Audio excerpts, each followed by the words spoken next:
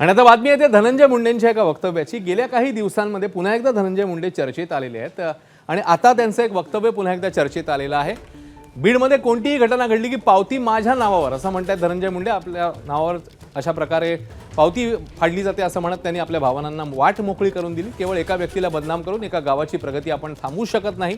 मी काल माझ्या जीवनात एवढा कधीच अस्वस्थ झालो नव्हतो तेवढा अस्वस्थ झालो। बीड जिल्ह्यामध्ये कोणतीही घटना घडली, कुठलाही खडा पडला की पावती माझ्या नावावर आहे, माझ्या विरोधात भाषण आहे, वाजवा रे वाजवा हे संघर्षाचं जीवन मी जगलंय। धनंजय मुंडेंच्या या भाषणाची आता चर्चा होऊ लागली। फक्त एक व्यक्तीला बदनाम करून एका गावाची प्रगती, तीही विकासाची, थांबू शकत नाही। या बीड जिल्ह्यामध्ये कुठलीही घटना घडली, कुठलाही खडा पडला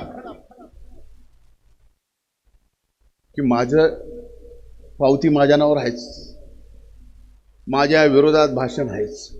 मी म्हणलं केलंय तरी काय, बरं झालंय कुठं, कुणाचं झालंय, त्यो कोणत्या जातीचा, त्यो कोणत्या जातीचा, घेणं नाही देणं नाही, वाजवा धन्याला।